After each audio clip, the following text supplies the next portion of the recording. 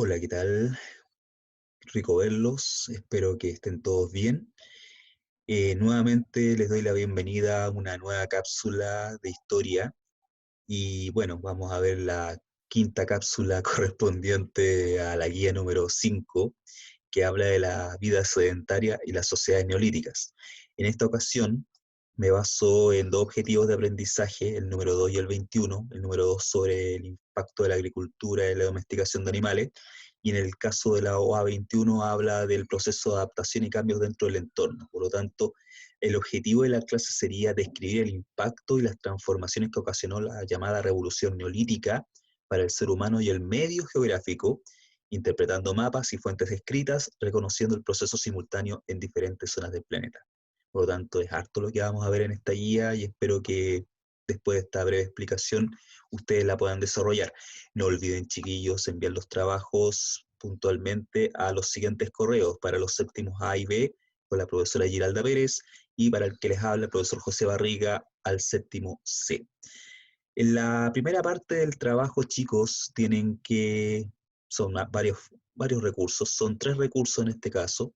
Tienen que leer los recursos, muchachos, y se los voy a presentar.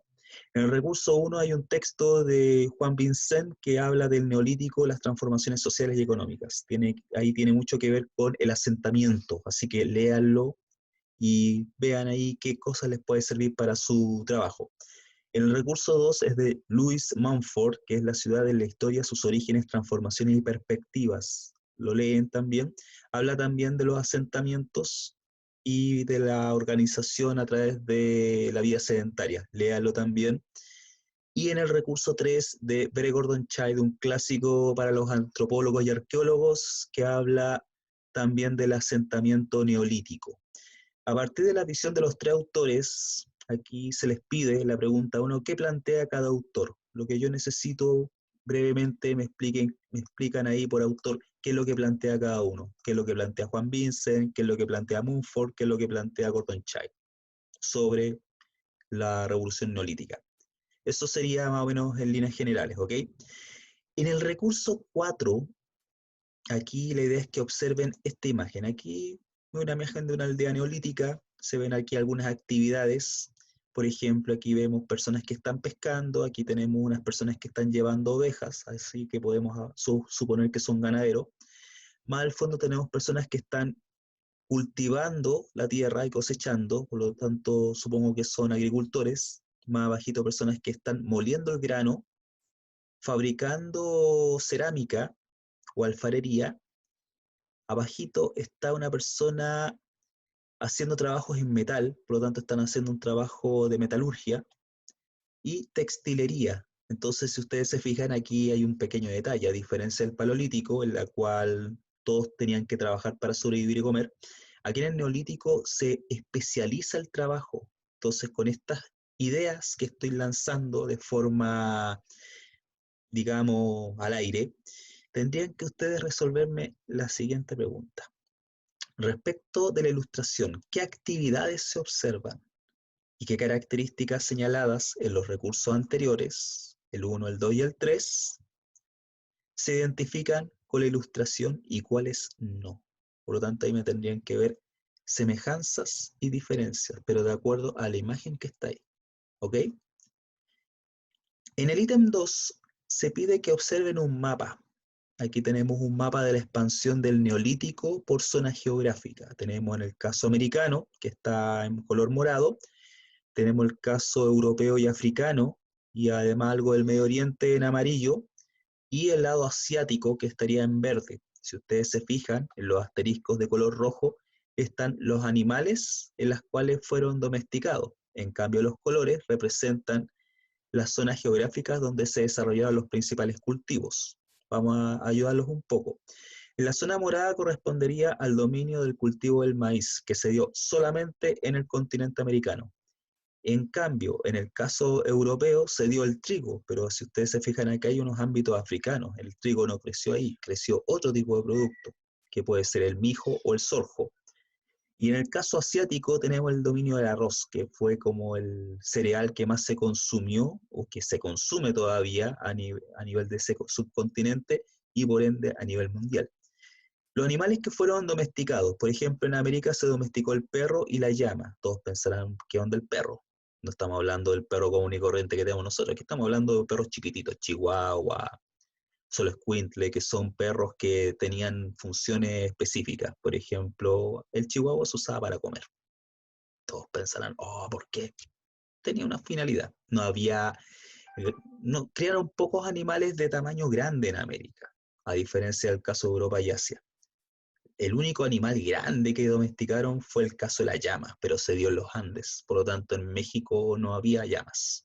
Por lo tanto, se tenía que comer algo puntual y el chihuahua fue ese animal.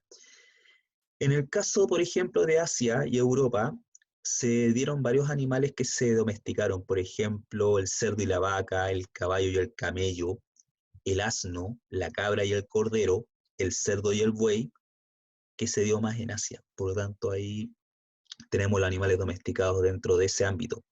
Aquí las preguntas que ustedes ven acá son preguntas de alternativa. Por lo tanto, aquí les voy a plantear la pregunta, la respuesta lo tienen que ver ustedes de acuerdo con la información del mapa. La primera pregunta es: ¿dónde surgieron los primeros cultivos realizados por el ser humano? Si ustedes se fijan, fíjense en las fechas.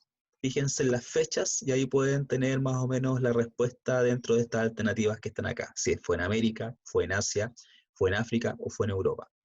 Y la pregunta 2, ¿hace cuánto tiempo surgió la agricultura? Basándose en la información que está en el mapa.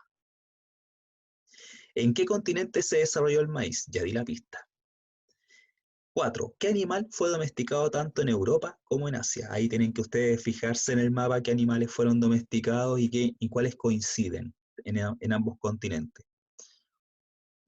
En el ítem 3 me tienen que leer este texto que es de Osvaldo Silva y me tienen que responder las preguntas que están acá, la pregunta 1 y 2. El texto es bien largo, habla sobre la evolución de las primeras sociedades americanas, por lo tanto está relacionado a ese ámbito. Y les voy a leer la pregunta. Dice lo siguiente: según el texto de Osvaldo Silva, ¿qué consecuencia provocó el surgimiento de muchas aldeas agrícolas? Y plantea varias alternativas, ustedes tienen que marcar una. La extinción de la vida nómada, el desinterés por participar en los cultos religiosos, la especialización laboral y política de la comunidad, el comienzo de la lucha de clases y los conflictos armados de la población. Eso para la primera pregunta. La segunda pregunta también tienen que marcar una alternativa y dice lo siguiente: ¿cuál fue una de las principales facultades económicas que poseía el jefe de las aldeas agrícolas? ¿Recibir tributos del resto de la comunidad? ¿Vigilar la defensa de la aldea y ejercer la justicia? ¿Presidir cultos a la fertilidad y otros festejos religiosos? U organizar los diferentes trabajos y distribuir bienes y tierras. Ahí tendrían que ustedes marcar cuál sería la alternativa correcta de acuerdo al texto. Por lo tanto, el texto no está difícil. Y por último, tienen que explicar la pregunta que está acá. Dice: ¿se puede considerar igualitarias las sociedades agrícolas del Neolítico en términos de su organización social y política? Por lo tanto, tienen que basarse en la clase que se subió el día miércoles. Por lo tanto, ahí yo di varias pistas. Lo completan de acuerdo a esa información, más lo que sale en las fuentes, y me tienen que ejemplificar ese argumento, poner un ejemplo. Por lo tanto, ahí tendrían que desarrollarlo, ¿ok?